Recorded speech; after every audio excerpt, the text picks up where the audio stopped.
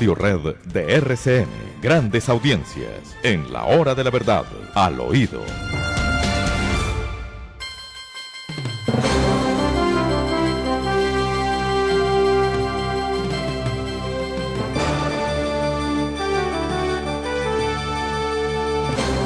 Y bien, Demar, está muy indignado Gustavo Petro porque lo quiere vincular con el narcotráfico.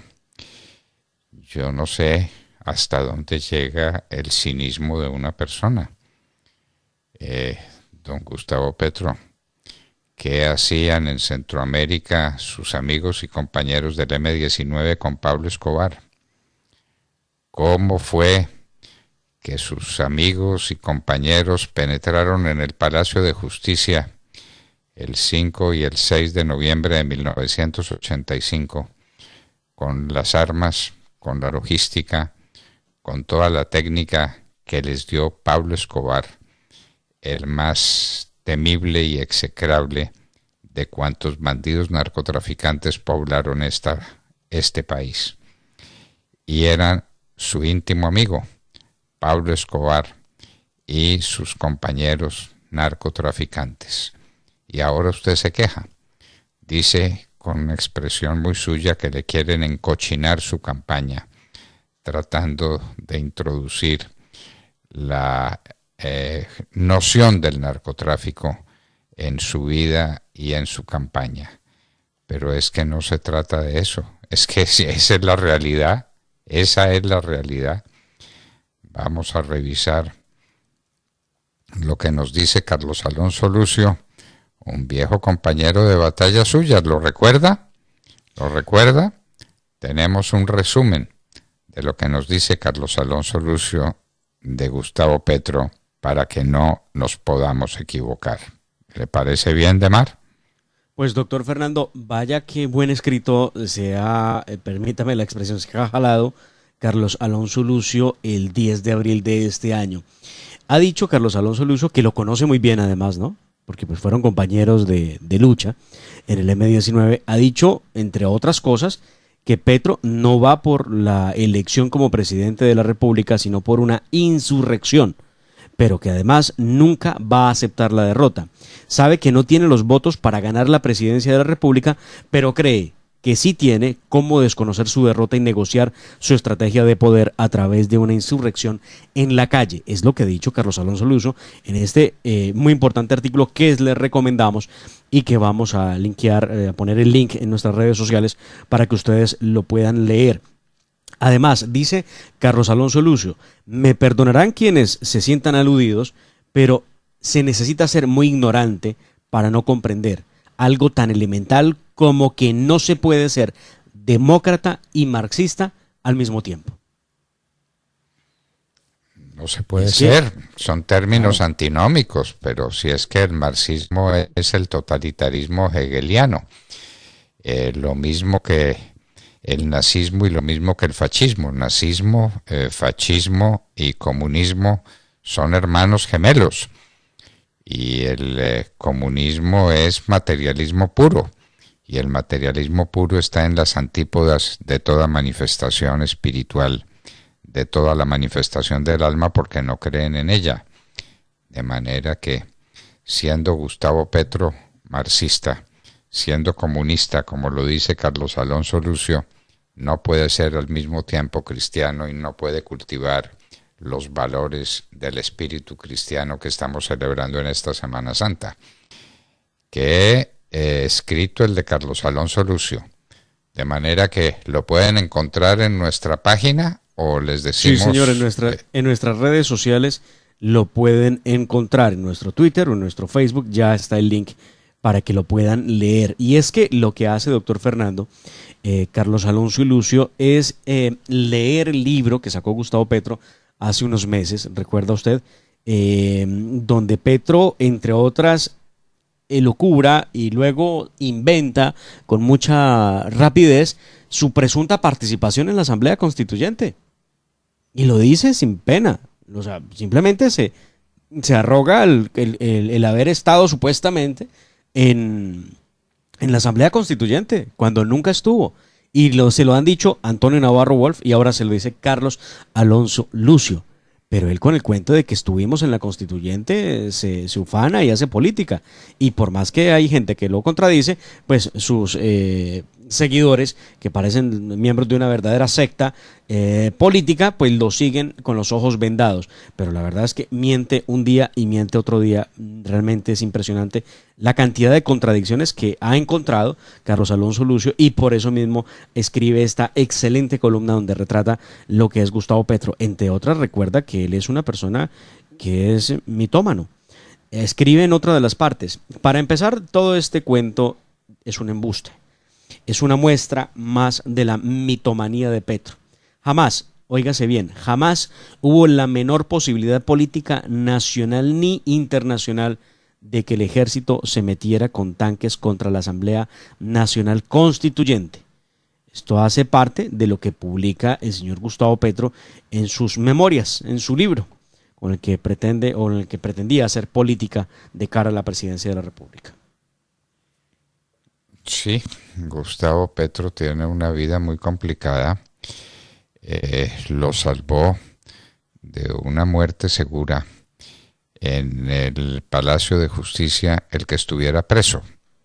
Pero él no se ha arrepentido de lo que hicieron sus compañeros.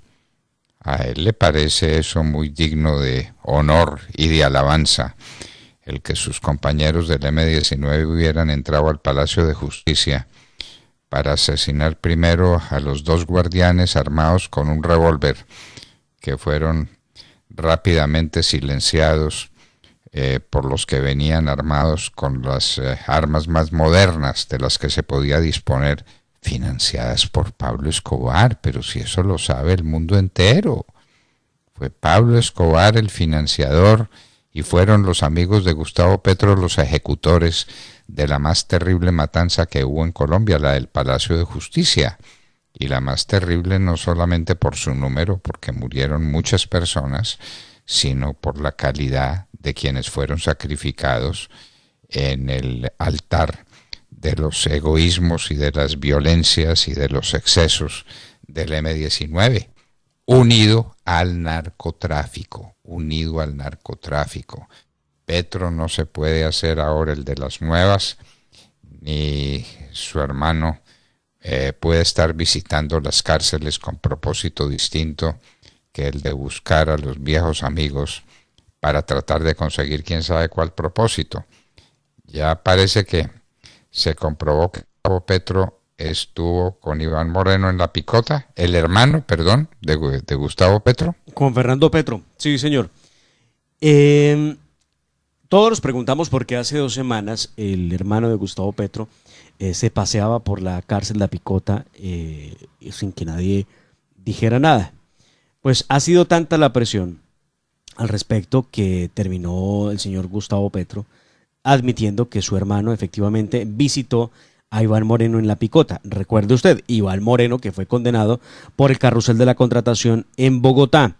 ¿Y quién lo visita? Juan Fernando Petro, hermano del candidato presidencial, quien estuvo pues reunido con Iván Moreno Rojas, hermano de también el también exalcalde de Bogotá, Samuel Moreno, con quien se abrazaba y se levantaban la mano de victoria cuando Samuel Moreno quedó como alcalde de Bogotá.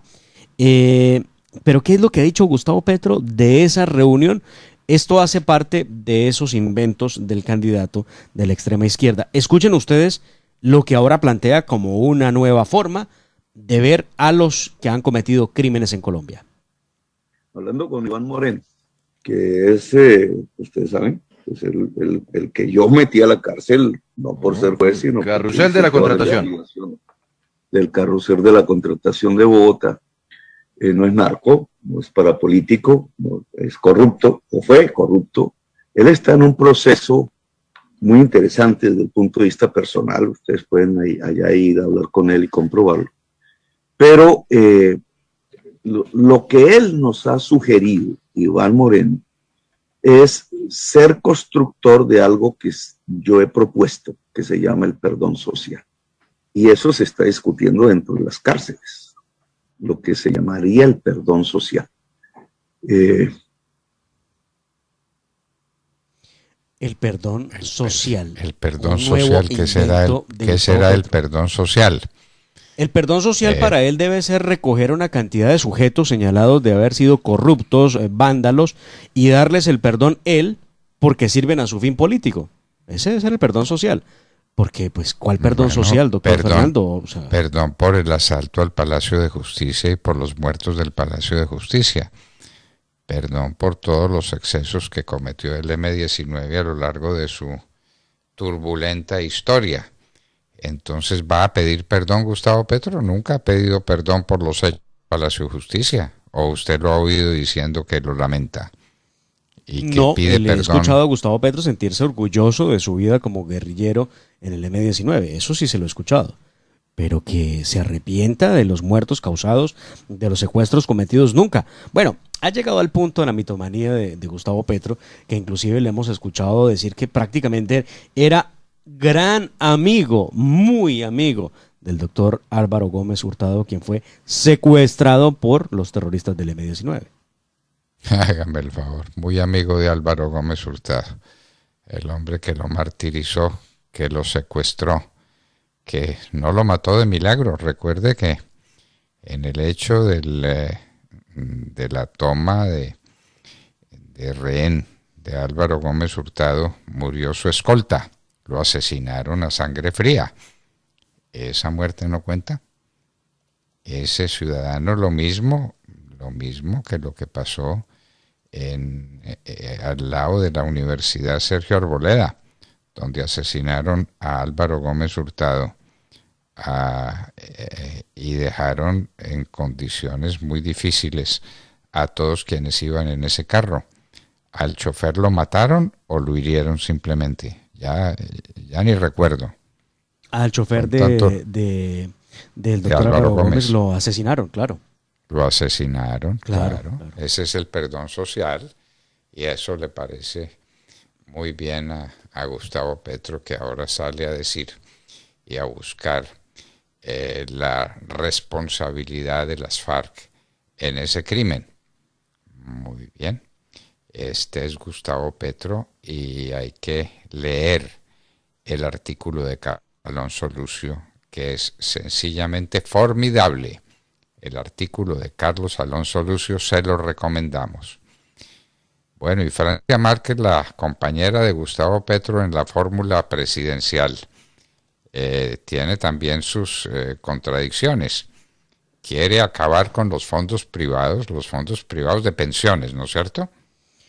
Sí, pero porque Gustavo Petro lo ha dicho en reiteradas ocasiones. Él lo que pretende es coger a esos 18 millones de afiliados que hay en los fondos de pensiones y trasladarlos a ese dinero a los fondos públicos para poder pagar algunas de las pensiones de los que ya están en edad para ello.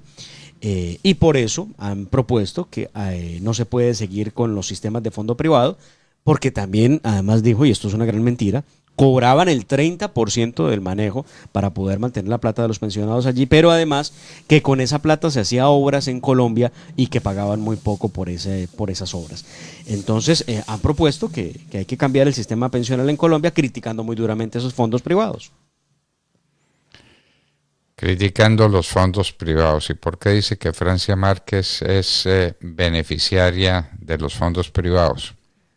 Pues bien, beneficiaria, doctor Fernando, es porque buscando desde esta mañana con juicio qué es lo que hay alrededor de Francia Márquez, uno encuentra que efectivamente existe documento que prueba que la señora está afiliada al sistema de fondos, pensiones y cesantías por venir. Entonces uno dice, ¿cómo es esto? ¿Qué hace ella criticando, hablando mal de los fondos privados de pensiones cuando ella es beneficiaria? No, sino está inscrita en el fondo, además que es un fondo privado. Pero quiero ir más allá. No solamente está en el fondo privado de pensiones, que tanto ellos odian, sino que resulta que es nada más y nada menos que beneficiaria del sistema general de seguridad social en salud. Ella es o pertenece al régimen subsidiado como cabeza de familia. Ahora la pregunta, una persona que gasta miles de millones en una campaña política, entonces no tiene para pagar su propia salud y por eso está en el régimen subsidiado. Pero además pregunto, ¿cómo es esto de que entonces está en el sistema de pensión privado, paga un sistema privado, pero al mismo tiempo no tiene cómo pagar la EPS? No es posible que una persona pague únicamente aportes a pensión sin que esté afiliado a una EPS como cotizante. ¿Quién nos explica eso? Bueno, no tiene explicación porque todo es un manantial de contradicciones y de embustes. Lo que tiene Petro, negando su participación y su cercanía con los narcotraficantes, eso pues con lo que se ha podido comprobar, porque el dinero de las bolsas debe ser dinero del narcotráfico. ¿De dónde más sale dinero para llenar bolsas y bolsas como las que llenaba Gustavo Petro? Y fue filmado y esa filmación existe y cualquiera la puede revisar. ¿De dónde sale ese dinero? ¿No es dinero del narcotráfico? ¿De dónde sale ese dinero? Pues nunca supieron explicar, la Corte Suprema no hizo nada, la Procuraduría tampoco, nadie, porque simplemente ocurrió hace ya un tiempo y no hay razones para abrir el caso. Y tampoco se renunció a la prescripción, ¿no? Entonces, pues no hubo justicia, ni investigación, ni nada. Petro en su momento dijo algunas cosas que fueron luego desmentidas por uno de los protagonistas de la noticia. Dijo, no, yo no le di esa plata, yo no presté plata, yo no tengo plata. Es más, que me la presten a mí porque yo no la tengo. El caso es que nunca pasó nada, bueno, como tantas cosas en este país. Yo creo que por aquello del perdón social, por donde empezamos al oído. Por eso del perdón social no hay que hablar mucho de eso. Petro llama perdón social a lo que es la simple impunidad.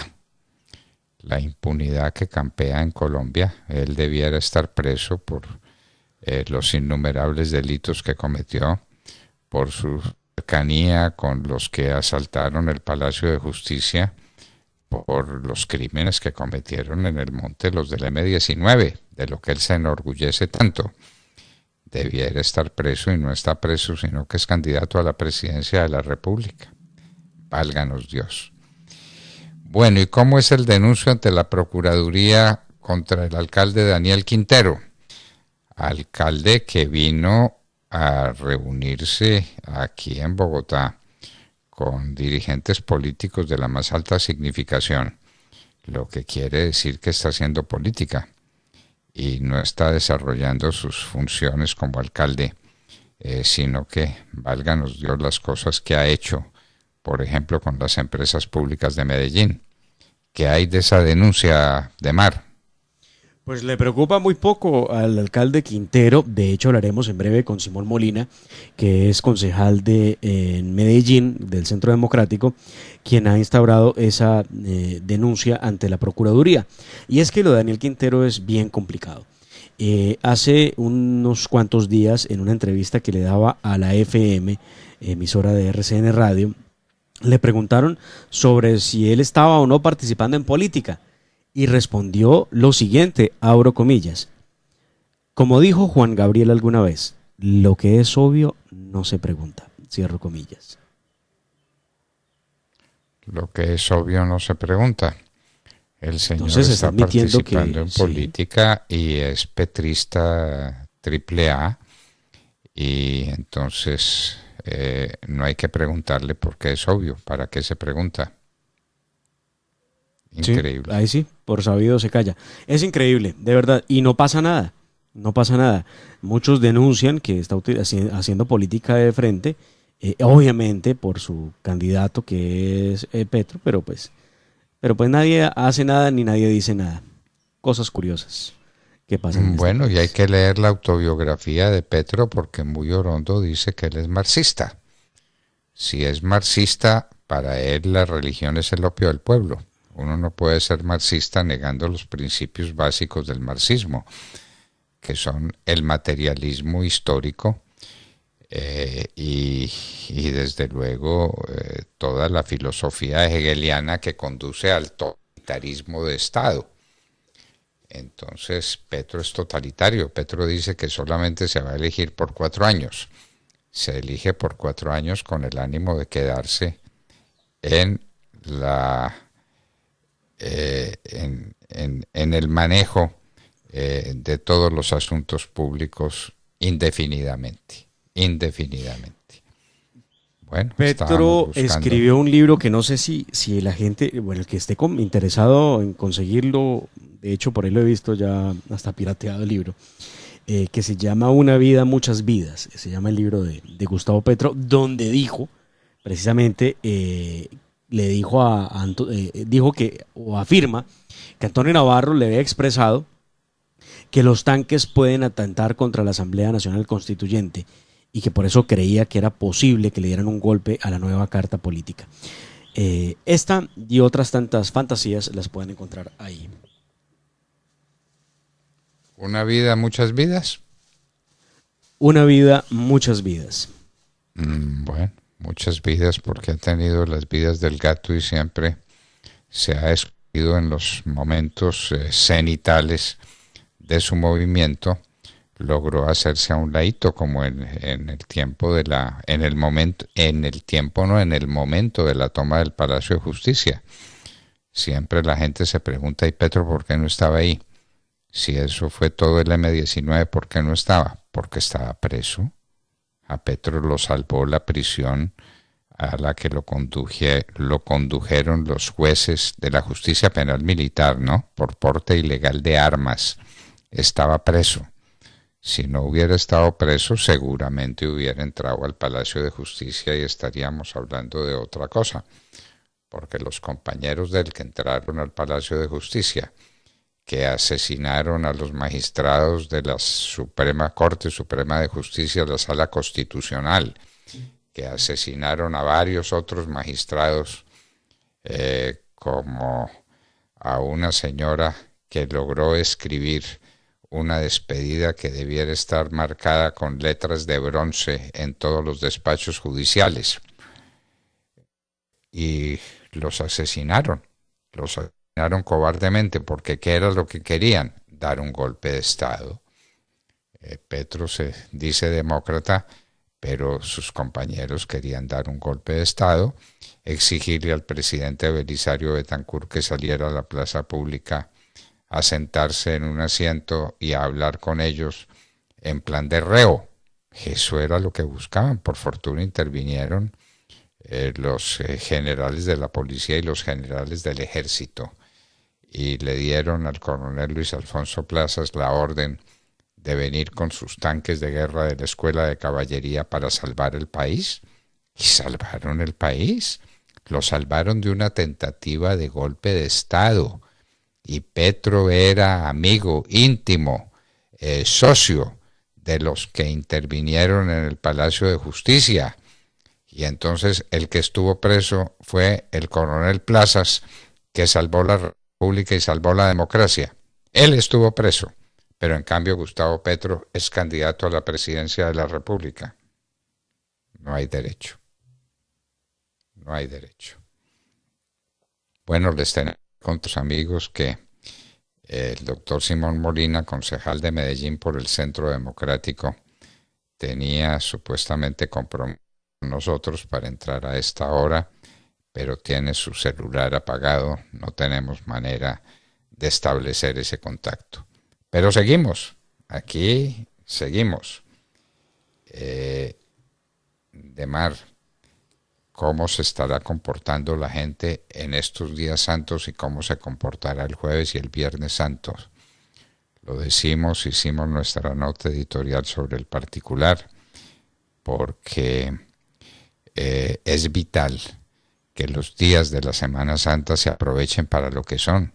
Esto no es un festival, esto no es una feria y fiesta. La Semana Santa es el tiempo de recogimiento, el tiempo del amor, el tiempo de pensar en el mensaje de Jesús, en su sacrificio por nosotros, por nuestro amor. Jesús bajó del cielo para eso, para rescatarnos de las garras del pecado y devolvernos nuestra vocación a Dios, nuestra vocación al cielo. Y eso es lo que tenemos que saludar y por eso cuidado con los accidentes de tránsito. A propósito, ¿sabemos algo de la salud del exfutbolista Freddy Rincón?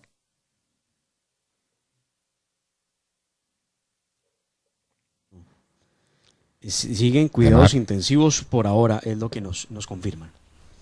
Muy bien. Sigue en estado crítico, doctor Londoño. Sigue en estado crítico. Sí. Después de cirugía que tuvo, los médicos, el reporte que dieron es que sigue en estado crítico. Muy bien. Y sí estamos con Simón Molina, concejal de Medellín por el Centro Democrático,